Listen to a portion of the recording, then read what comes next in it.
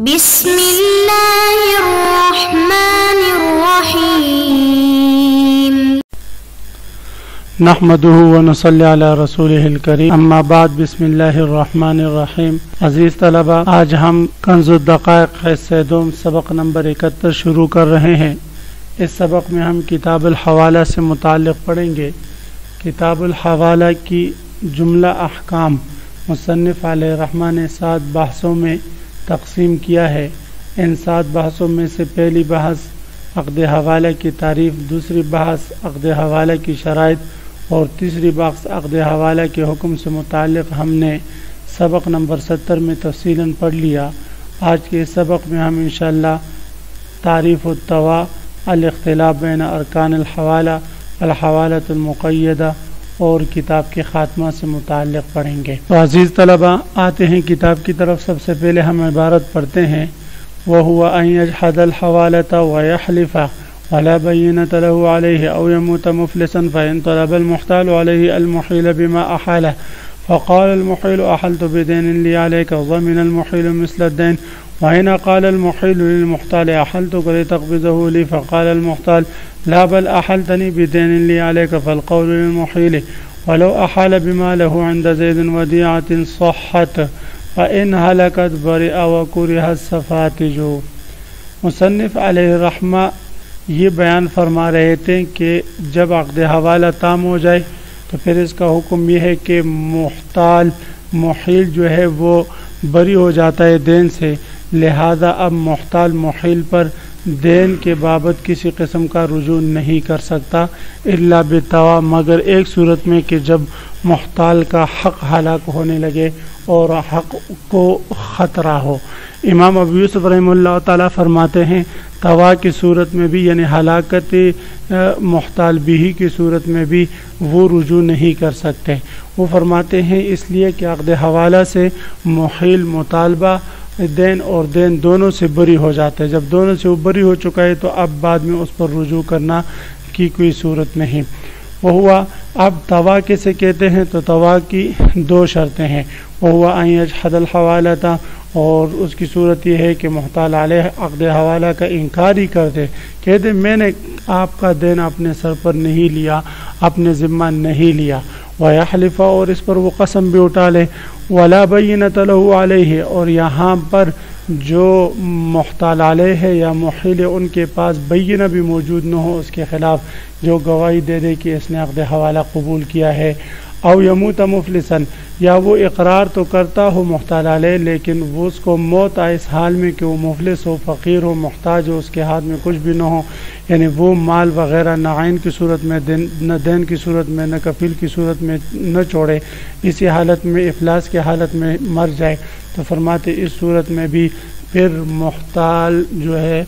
وہ محیل پر رجوع کرے گا۔ فَإِن طَلَبَ الْمُحْتَالُ عَلَيْهِ الْمُحِيلَ، بعض عبارتوں میں فَإِن طَالَبَ، دونوں ٹھیک ہے۔ صورت مسئلہ یہ کہ محتال علیہ نے محیل کی طرف سے مال محتال لہو کو دے دیا۔ اب اگر محتال علیہ جا کر محیل سے کہتا ہے مجھے اس مال کا مثل دے دو جو میں نے آپ کی طرف سے محتال یا محتال لہو کو دے دیا ہے، تو وہ کہتا ہے کہ یہ تو آپ نے میرے اس دین کے بدلے میں دیا ہے جو میرا آپ پر تھا، آپ نے اس دین کے بدلے میں عقد حوالہ قبول کیا تھا، اور محتال علیہ اس کا انکار کریں تو فرماتے محیل مدعی اور اس کے پاس بینہ نہیں، لہذا محتال علیہ کا قول معتبر ہوگا یمین کے ساتھ۔ فَإِن طَلَبَ الْمُحْتَالُ عَلَيْهِ، اگر محتال علیہ نے مطالبہ کیا المحیل محیل سے بما احال، اس دین کے مثل کا جو اس نے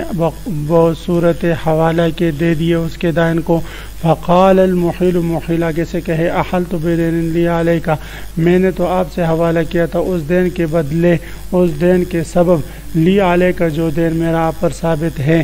ضامن المحیل، تو فرماتے اس کا یہ قول معتبر نہیں ہوگا بلکہ محیل ضامن ہوگا مثل الدین، اس دین کے مثل کا جو محتال علیہ محتال کو ادا کر چکا ہے۔ وَإِن قَالَ الْمُحِيلُ لِلْمُحْتَالِ، اگر محتال علیہ محتال کو دین دینے کے بعد، پیسے دینے کے بعد بری ہو جائے اور چلا جائے، ادھر سے محیل محتال سے کہتا ہے کہ بھئی وہ جو دین آپ کو میرے محتال علیہ نے دیا تھا وہ تو در حقیقت میرے پیسے تھے، اور میں نے آپ کو وکیل بنایا تھا، تو حوالہ کا لفظ میں نے وکالت کے لیے استعمال کیا، اگر نفی نفسی تو آپ کا مجھ پر کوئی دین نہیں۔ تو فرماتے ہیں اس صورت میں محیل کا قول معتبر ہوگا، اگر محتال کہے نہیں یہ تو میرا آپ پر قرض تھا، تو فرماتے صورت میں وہ مدعی محیل کا قول معتبر ہوگا یمین کے ساتھ۔ وَإِنْ قَالَ الْمُحِيلُ لِلْمُحْتَالِ، اگر محیل نے محتال سے کہا أَحَلْتُكَ لِتَقْبِضَهُ لِي،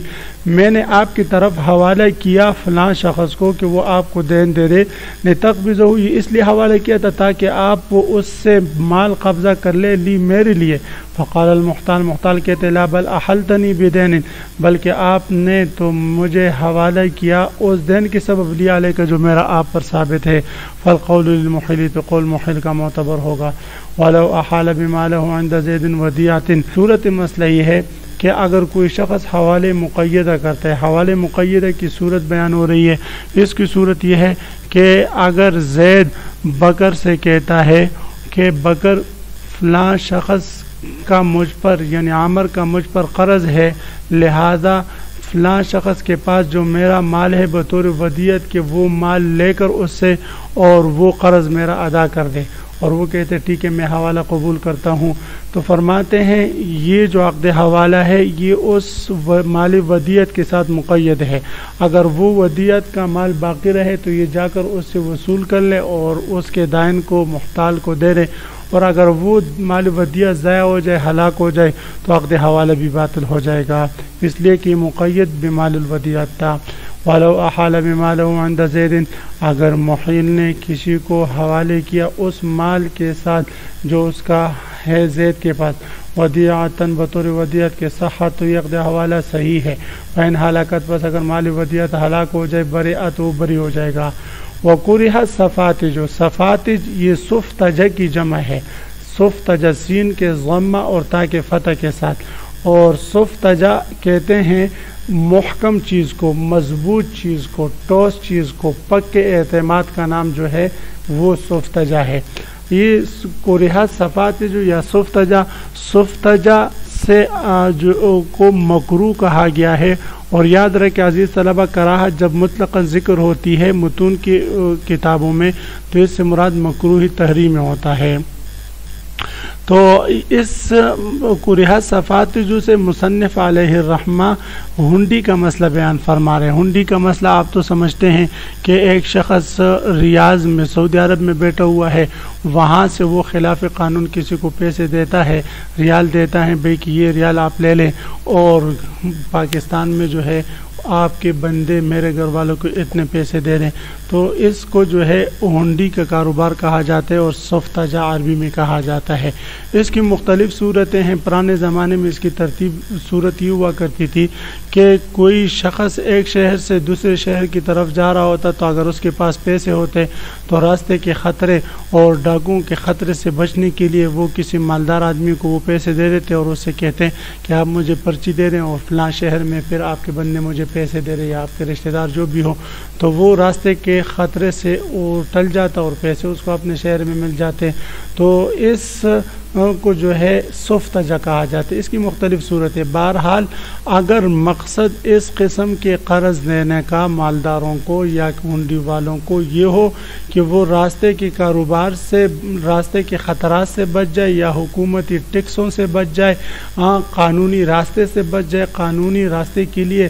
آنے جانے کے اور چکر لگانے سے بچ جائے، حکومتوں اور بینکوں میں لائن لگانے سے بچ جائے، تو یہ مقصد اگر اس شخص کو ان پیسوں کو کا دینے کا ہو تو فرماتے ہیں یہ کل قرض جر منفعۃ فهو ربا میں آئے گا، اس لیے فرماتے ہیں یہ مکروہ تحریم ہوگا، اور اس لیے مطلقاً اس کو وقرہ صفات جو کہا کہ صفات یعنی ہنڈی کا کاروبار یہ مکروہ ہے۔ تو عزیز طلبہ آج کے سبق میں ہم نے کتاب الحوالہ کے ارکان اور کتاب الحوالہ کی ایک اور قسم حوالے مقیدہ اور اس کے علاوہ 2-3 مسائل ہم نے پڑھے اور سفتجہ کا مسئلہ ہم نے پڑھا۔ تو آپ حضرات نے اس سبق کو خوب یاد کرنا ہے، خوب سمجھنا ہے، بار بار سننا ہے۔ اللہ ہمارا حامی و ناصر ہو، آمین۔ وآخر دعوانا ان الحمد للہ رب العالمین۔